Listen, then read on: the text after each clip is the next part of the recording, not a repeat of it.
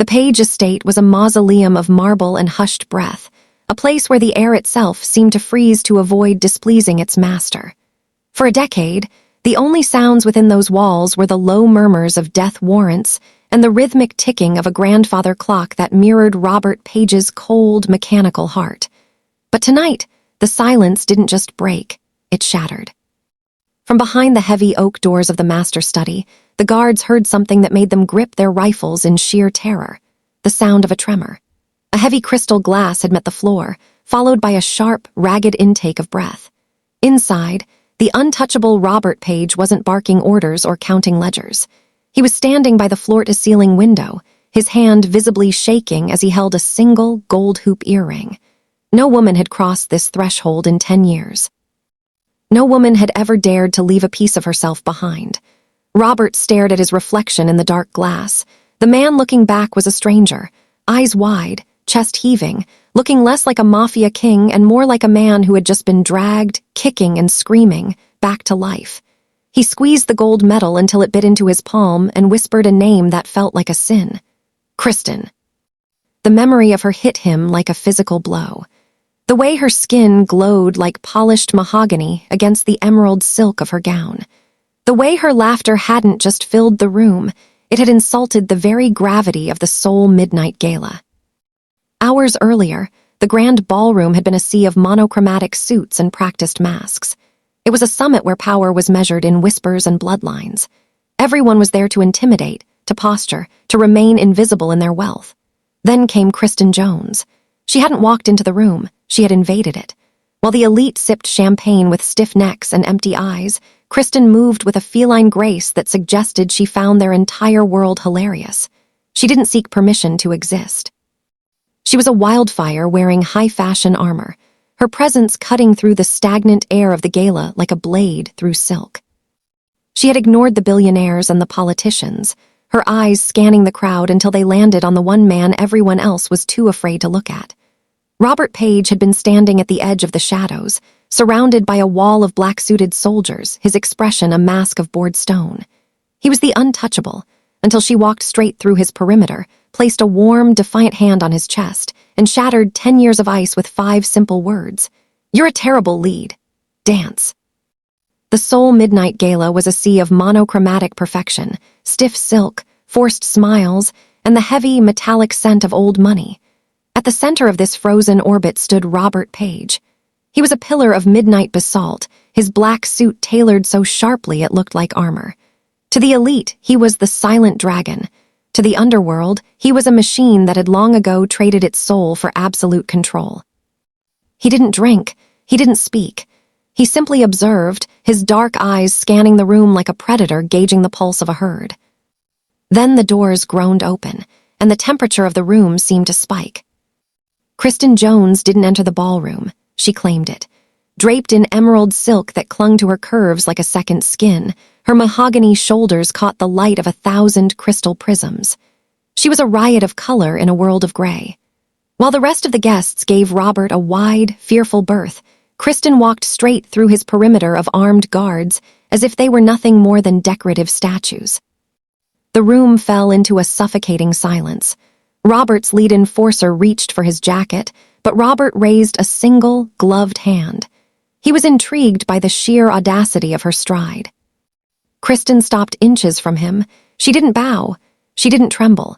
She leaned in close enough for him to smell the reckless notes of jasmine and spice on her skin. "You look like a man who's forgotten how to breathe," she whispered, her voice a sultry rasp that cut through his practiced numbness. Robert's expression remained stone. "You are overstepping, Ms. Jones." "I'm just getting started." She reached out, her warm hand landing flat against his chest, directly over his heart. "You're a terrible lead, Robert. Let's see if I can break that." Before he could calculate a refusal, she gripped his hand and pulled the untouchable king toward the center of the floor. The dance hadn't even begun, but the ice was already cracking. The sun had not yet cleared the Soul skyline when the first glass shattered in the Paige estate. Robert stood in his study, the air thick with the suffocating silence he usually craved. But this morning, the silence felt like an insult. He stared down at his mahogany desk where a single gold hoop earring lay, a curved sliver of defiance she had lost in the rush of her departure. He picked it up, the metal still seemingly warm from her skin, and felt a phantom heat crawl up his arm. For 10 years, Robert Paige had been a masterpiece of surgical precision. He didn't have cravings. He didn't have distractions. Yet, as he closed his eyes, he could still smell her, jasmine, rain, and a hint of something dangerously sweet. "Sir," Minsuk, his lead enforcer, stood at the threshold, his posture rigid with confusion. "The logistics for the Busan shipment are ready for your signature, and the council is waiting for the report on the Gala's offshore accounts." Robert didn't look up. He traced the rim of the gold earring with his thumb. "Cancel the council. Put every digital asset we own on a localized sweep of the Itaewon district and the international flight manifests from the last 48 hours. Minsuk blinked, his professional mask slipping. "Sir, a sweep for what? A rival hit squad." "A woman," Robert said, his voice dropping into a low, dangerous register. "Black, approximately 5'7", emerald dress. She smells like jasmine and looks like she owns every room she walks into." The enforcer's jaw practically hit the marble floor. In a decade of service, he had seen Robert order hits, liquidations, and hostile takeovers without blinking. He had never seen him order a citywide manhunt for a dance partner. "Her name is Kristen Jones," Robert added, his eyes snapping toward the window. The ice in his gaze hadn't melted, but for the first time there was a fire raging behind it. "Find her. I don't care if you have to tear the city apart. I want her at this table by nightfall." The neon lights of Itaewon bled into the rain-slicked streets like spilled ink, but Robert Paige moved through the chaos like a ghost. He stood in the recessed shadow of a brick alleyway, his tailored overcoat buttoned to the chin, watching the entrance of the Velvet Note. It was a basement jazz club, the kind of place his security detail would have flagged as a high-risk environment. To Robert, it was a foreign galaxy. When he stepped inside, the wall of sound hit him first, a brassy, soulful saxophone wailing against the rhythmic slap of a double bass. The air was thick with the scent of expensive bourbon and cheap cigarettes, a cocktail of humanity that should have repelled him. Then he saw her. Kristen was perched on a high bar stool, silhouetted against a backdrop of glowing amber bottles. She wasn't wearing the emerald silk tonight. She was in a simple black leather jacket and jeans, her hair falling in soft, effortless waves. She was laughing, her head tilted back, revealing the graceful line of her throat. She looked utterly, terrifyingly free. Robert stayed in the deepest corner of the club, his back to the wall. For 30 years, his life had been a series of spreadsheets, tactical strikes, and silent rooms. His world was a monochromatic masterpiece of gray concrete, gray steel, gray souls. But as he watched Kristen gesture wildly while telling a story to the bartender, the gray began to peel away. She was a splash of vivid technicolor in his bleak landscape. Every time she smiled, the dim room seemed to brighten. Every time she tapped her foot to the beat, Robert felt a synchronized thrum in his own chest that he couldn't suppress. He realized with a jolt of cold clarity that he wasn't just hunting a woman who had insulted his pride. He was hunting a spark. He had spent a decade building a fortress of ice, convinced that feeling nothing was the ultimate power. But staring at Kristen Jones from the dark, Robert Paige finally understood the truth. He wasn't untouchable. He was just empty, and she was the only thing loud enough to fill the silence. The smell of burnt coffee and cheap vinyl replaced the jazz club's soul. At 3:00 a.m., the Midnight Spoon was a sanctuary for the exhausted, its flickering fluorescent lights casting a harsh, honest glow. Kristen sat in a corner booth, a plate of glistening fries and a cracked ceramic mug between her elbows. She didn't look up when the bell above the door jingled. She didn't flinch when the air in the diner turned frigid, or when the two construction workers at the counter suddenly paid their bill and scrambled out, sensing a predator. Robert Paige slid into the booth opposite her. In his charcoal overcoat, he looked like a god of death sitting in a temple of grease. His presence was a physical weight, a silent demand for submission. Kristen popped a fry into her mouth, chewed slowly, and finally met his gaze. "You're late, Robert, and you're overdressed for a place that serves eggs out of a carton." Robert's hands rested flat on the laminate table, his knuckles white. "You stole something from me, Kristen." She arched a perfectly groomed brow, reaching into her pocket. She slid his gold hoop earring across the table. It tapped against his hand. "You mean this? I didn't steal it. You were just too stiff to catch it when it fell." She leaned forward, her chin resting on her palm. "You've been following me for 3 blocks. You look like you haven't slept since the Bush administration. Sit.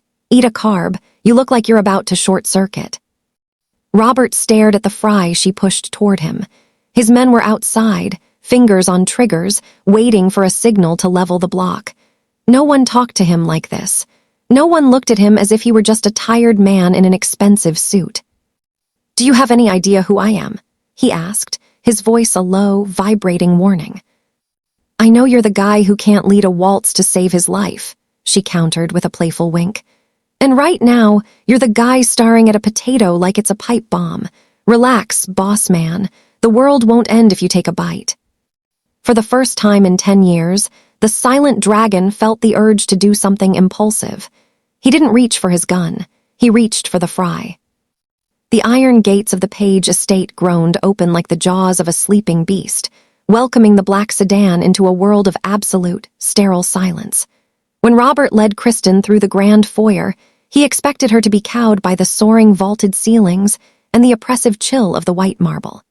He had brought her here to re-establish the hierarchy, to show her the sheer scale of the man she had dared to mock. Instead, Kristen kicked off her boots in the center of the hall, the thud echoing like a gunshot through the mausoleum.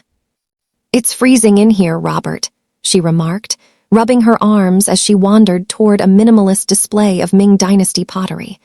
"Do you live in a house or a high-end refrigerator?" Robert stood by the fireplace, which had remained unlit for 3 winters. "This is a place of business and security, not comfort." Clearly, Kristen didn't wait for an invitation. She walked into the sprawling living area and began sliding the heavy velvet curtains wide, forcing the moonlight to bleed across the floor. She found a remote on a glass table and, with a defiant grin, clicked it. A blast of Afrobeats suddenly pulse-jumped through the state-of-the-art surround sound system, the heavy bass making the crystal chandeliers shiver. "Turn that off," Robert commanded, his pulse beginning to spike in a way he couldn't categorize. "Make me," she countered, swaying her hips to the rhythm as she moved toward his liquor cabinet. She bypassed the 100-year-old whiskeys and pulled out a bottle of ginger ale he didn't even know he owned. As she danced past a priceless, somber oil painting, she reached out and tilted it slightly to the left. "There, now it looks like it's actually looking at something." Robert watched her, paralyzed by a strange, rising heat. She was dismantling his fortress of solitude piece by piece, replacing his silence with noise and his shadows with light. For the first time in a decade, the mansion didn't feel like a grave. It felt like a home that was being dragged, kicking and screaming into the light. The private dining room at the Gilded Crane was a vacuum of tension. 6 of the city's most dangerous men sat around a lacquered table, their bodyguards forming a wall of dark suits against the shoji screens. At the head sat Robert, his face a sculpture of unyielding granite. Beside him, Kristen looked like a streak of lightning in a black cocktail dress, her presence an unspoken challenge to the room's suffocating tradition. Park, a rival with a scarred lip and a reputation for cruelty, leaned forward, swirling a glass of amber liquid. "We heard the silent dragon had finally found a pet," he sneered, his eyes raking over Kristen with practiced disrespect. "But we didn't realize he'd traded his fangs for a pretty distraction. Tell me, Robert, does she dance for the council too? Or is she just here to remind us how soft you've become?" The air in the room turned brittle. Robert's hand tightened on the table, his knuckles turning a ghostly white. The Untouchable was preparing to signal a bloodbath, his jaw locked in a silent, lethal promise. "Actually," Kristen's voice cut through the tension like a hot blade through butter.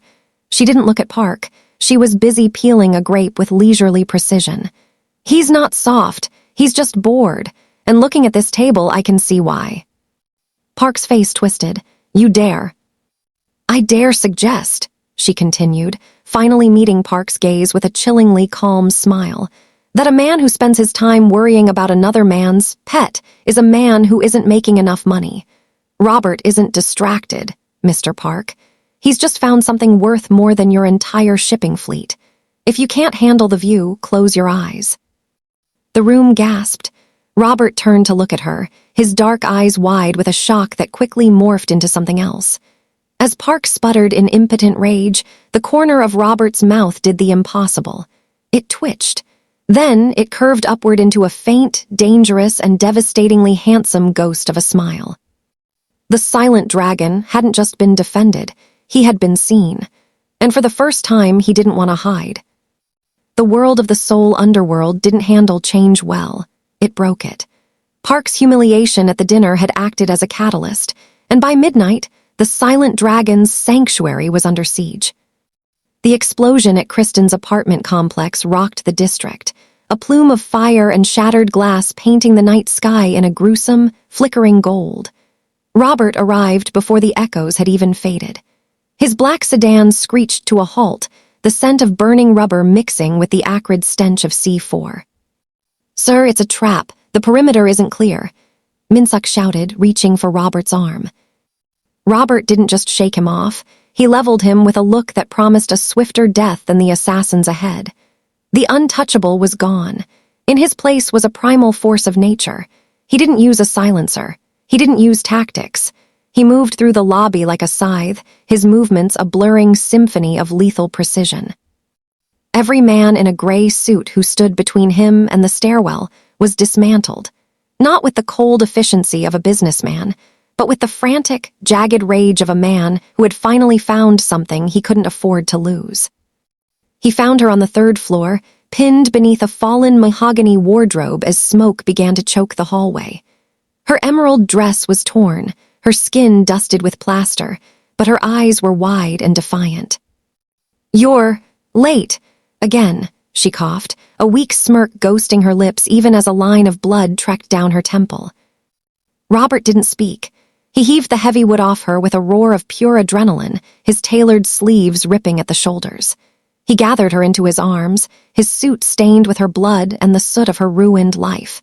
As he carried her through the flames, the gold earring caught the light one last time. He realized then that he wouldn't just kill Park. He would erase anyone who dared to dim her light. The High Council's chamber was a subterranean vault of cold cedar and ancient, unforgiving laws. 12 men sat in the shadows, their faces obscured by the haze of expensive cigars and the weight of centuries-old tradition. In the center of the room, Robert Paige stood alone. His suit was fresh, his hair slicked back with military precision, but the smell of smoke and Kristen's jasmine perfume still seemed to cling to his skin like a brand.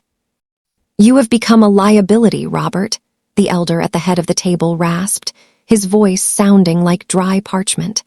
"The silent dragon does not rescue girls from burning buildings. He does not smile at dinner. He does not leave himself open to the knives of men like Park." Robert's expression was a mask of reinforced steel. Park is dead. His entire faction has been liquidated. There is no liability left.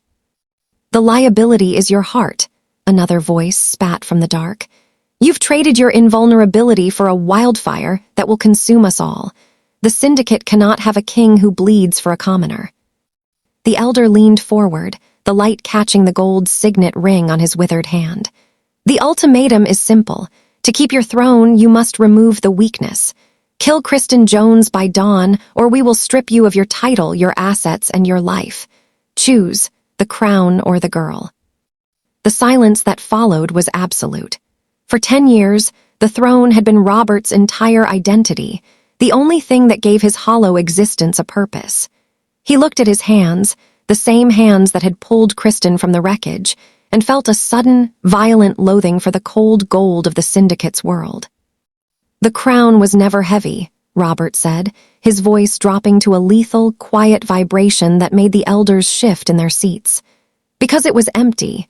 If you want it back, come and take it. But if you touch her, I won't just leave this table. I'll burn it to the ground." The rain over Seoul wasn't a drizzle. It was a cleansing deluge, washing the soot of the explosion and the grime of the syndicate's boardroom into the gutters of Itaewon. Robert Paige stood in the center of the deserted street, his $1,000 overcoat soaked through, his silhouette illuminated by the flickering neon of a nearby jazz club.